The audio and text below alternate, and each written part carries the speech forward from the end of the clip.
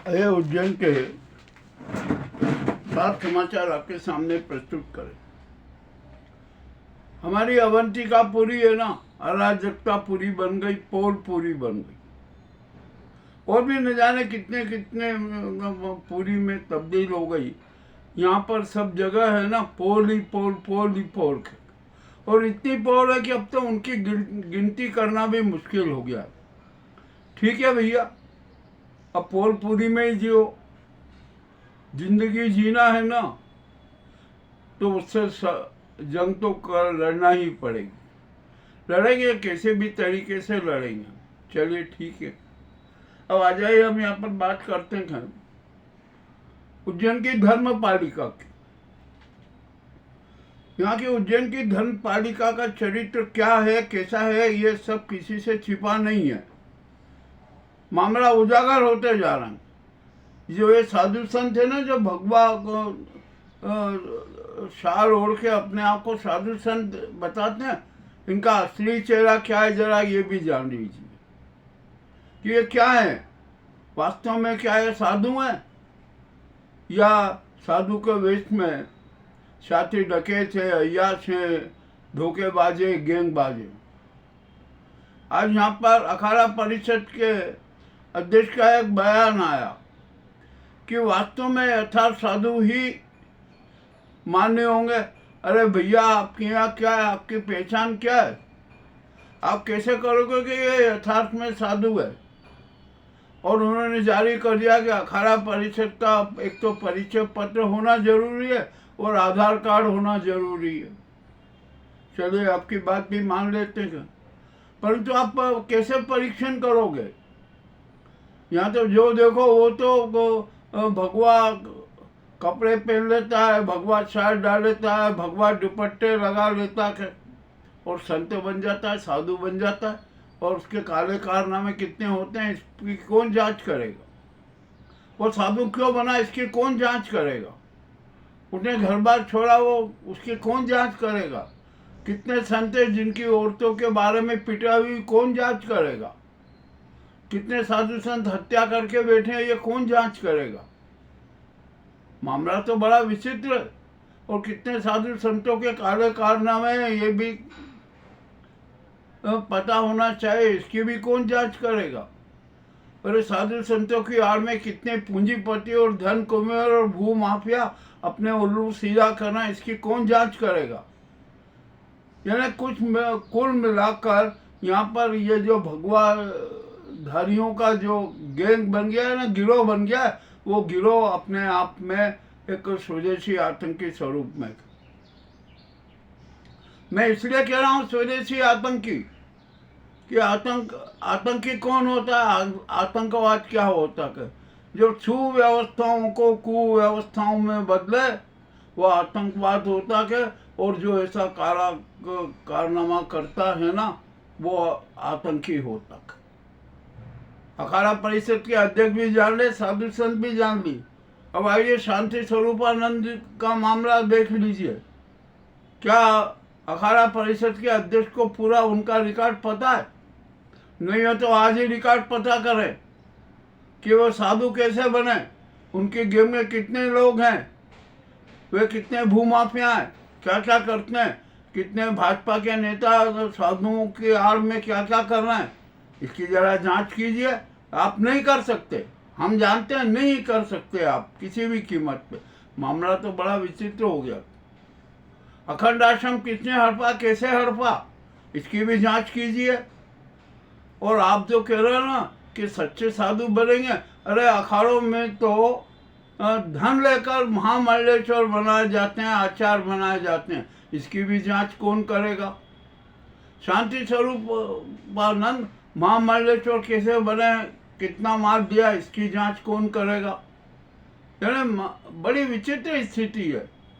तो यहाँ पर हालात बड़े गंभीर होते जा रहे हैं। और साधु संतों ने कितनी गैंग बना रखी है। कौन सी गैंग है जो साधु संतों का पैसा ब्याज पर चढ़ाती है, इसकी भी जांच कौन करेगा? और जो अखाड़े हैं ना, जितने भी जो 12-13 ये व्यवसायिक बन गए, व्यवसाय केंद्र बन गए, इसकी भी जांच कौन करेगा? अरे कुछ भी नहीं होगा, हम जानते हैं, खाली बयानबाजी करते रहो।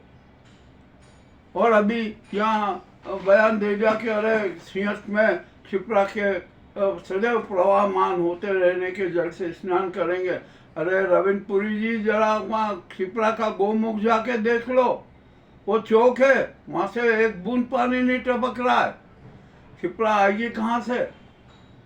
क्षिप्रा तो प्रदूषित जल की डबरी है, इसमें भी कोई शंका नहीं है, मगर आपको कुछ ध्यान नहीं। नर्मदा का पानी डाल दो तो, और जो गंदे नाले मिल रहे उनका पानी आने दो, कान का पानी आने दो।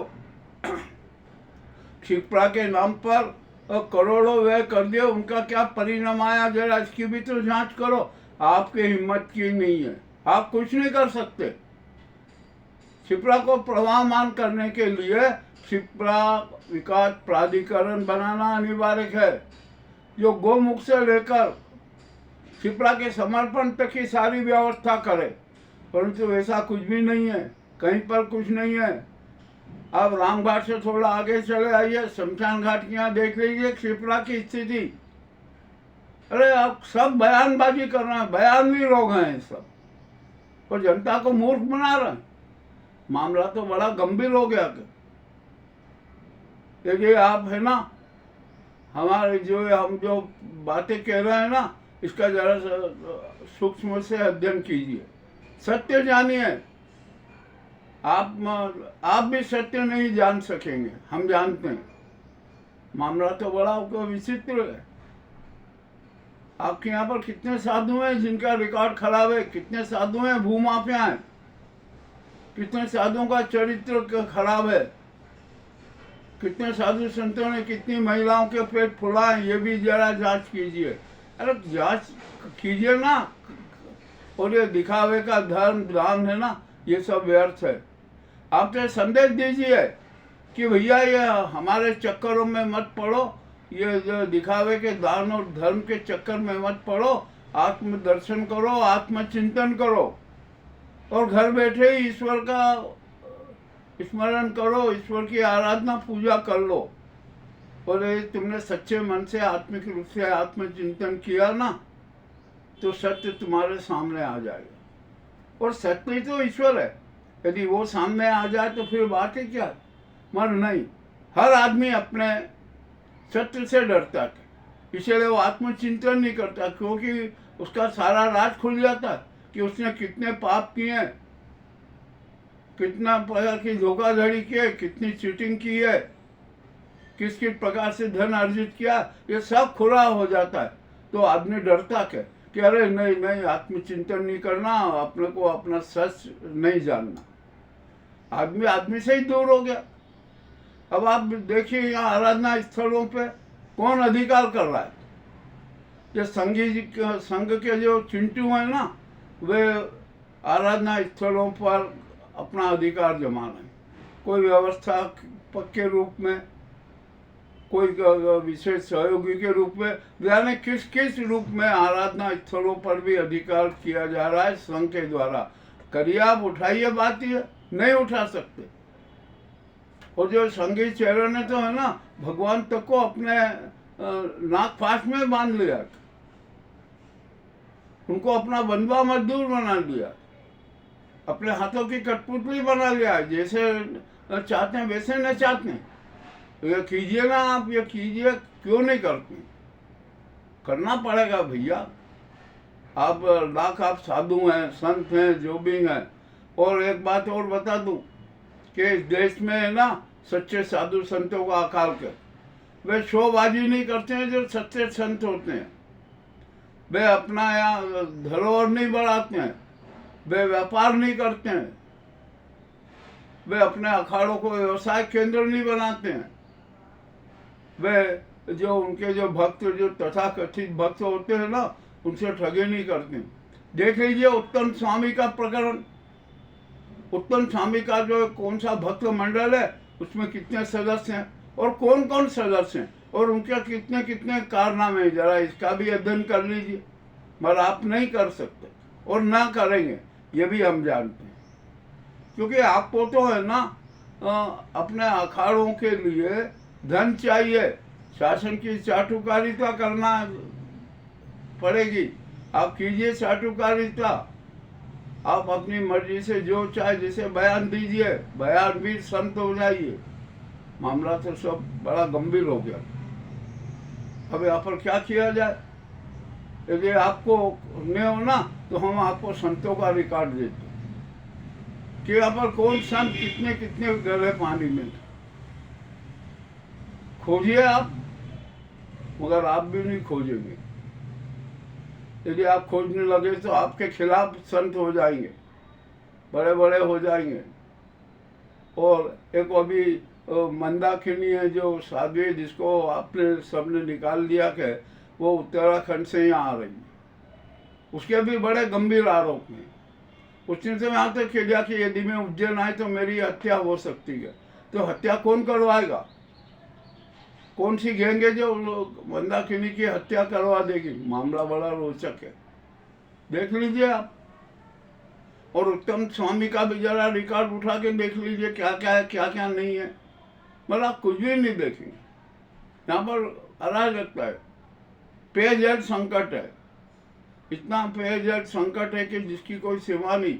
और पानी प्रदूषित पानी पीने को मजबूर है। छिपरा है ना, प्रदूषित पानी की डबरी बन गई है। आइए मैदान में।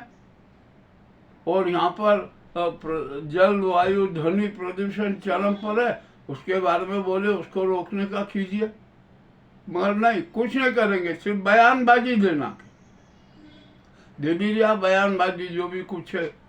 अब क्या किया जाए? यहाँ पर तो सब मामला बड़ा उल्टा पुल्टा है।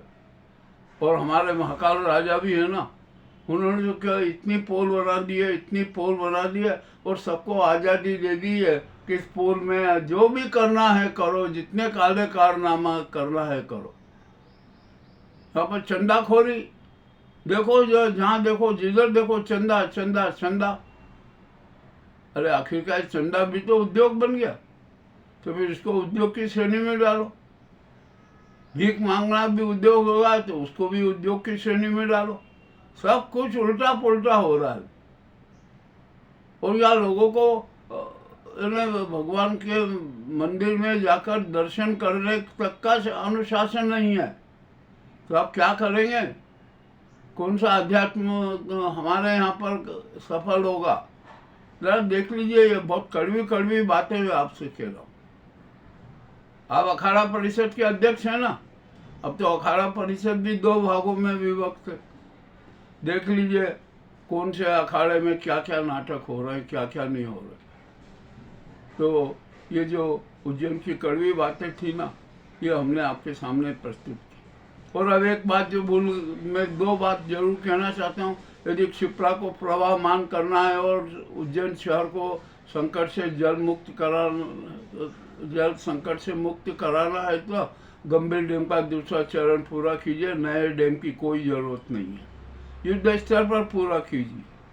और दूसरी बात, यहाँ शहर की जो पेयजल आपूर्ति लाइन है ना, जो 18 किलोमीटर तक में डली हुई है, वो सड़ चुकी है, लीकेज हो रहा है, बार बार लीकेज हो रहा है।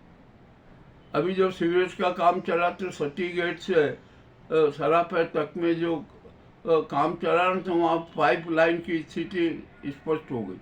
तो अभी सारी पाइप लाइन, जो छोटी और बड़ी पाइप लाइनें बदलना पड़ेगी। और अब शहर की सीमा 25 से 28 किलोमीटर तक हो गई है, वहाँ भी पेयजल के लिए नई पाइप लाइन डालना पड़ेगी, और जिसका व्यय लगभग 1300 करोड़ से ज़्यादा का होगा। कीजिए नहीं ये बात, ताकि जनता को शुद्ध पानी मिल सके। जो जल संचार है वहीं पर से ही पाइप लाइन लीकेज, क्या करेंगे? अब तो कुछ भी नहीं है। यहाँ पर सब जनता को मूर्ख बनाने की राजनीति चल रही है, चाहे धन पालिका हो, राजनीतिक लोग हो, नेता हो, विधायक हो, जनप्रतिनिधि हो। मतलब यह है ना कि राजनीति और धर्म के पंडे और गुंडों ने हमारे अवंतिकापुरी के साथ बहुत बड़ी गद्दारी कर दी है, उसका अस्तित्व मिटा दिया है।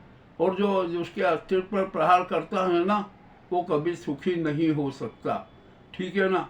ये बात जो कह दी है, अब आपको सोचना समझना है इतने बिंदुओं पर कि हमने जो सारे के सारे सार बता दिया है कि यहाँ के साधु संतों का चरित्र कैसा है, यहाँ के दिखावे के धर्म और दान वालों का चरित्र कैसा है, यहाँ के प्रशासन का चरित्र कैसा है, सब कुछ स्पष्ट कर दिया है। अब देखते हैं आप क्या कार्रवाई करते हैं, आपको कौन सा कदम उठाते हैं। ये आपको ये निसंदेह कड़वे समाचार अपने जरूर लगेंगे, परंतु ये उज्जैन हित में है, धर्म के हित में है, सनातन धर्म के हित में है। और आप एक बात और मैं कह दूं कि हमारे देश में सनातन धर्म ही सर्वोपरि है। ये हिंदू धर्म के नाम पर जो राजनीति करते हैं ना, इनसे आप भी दूर रहिए। सनातन धर्म के 10 सिद्धांतों को हर पंथ के धर्म ने अपनाया है। और हम जब आरती करते हैं भगवान की, तो उसमें वसुदेव कुटुंब की बात करते हैं, सर्व कल्याण की बात करते हैं, विश्व शांति की बात करते हैं, प्रार्थना करते हैं, सब कुछ करते हैं। तो जब सनातन धर्म इतना महत्वपूर्ण है, उसी के आधार पर भारत विश्व गुरु है, तो अब यह हिंदू धर्म कौन सा लिया? मामला तो बड़ा विचित्र है। और एक बात और बता दूं कि भारत सनातन धर्मी राष्ट्र है और रहेगा, उसको कोई मिटा नहीं सकता। तो आपको तो सनातन धर्म के लिए काम करना है। भारत तो सनातन धर्मी राष्ट्र है ही, बस उसमें कुव्यवस्थाएं आ गई है, उनको सुधारना है, उनको दूर करना है। अब आप तो संत हैं, अखाड़ा परिषद के अध्यक्ष हैं, अब आपको हम क्या संदेश दें? आपसे हमें संदेश की उम्मीद रहती है, आप संदेश दीजिए, ये आपसे हमारा अनुरोध है। और कड़वे समाचार आपको कैसे लगे हमें अवश्य बताएं। बहुत बहुत धन्यवाद।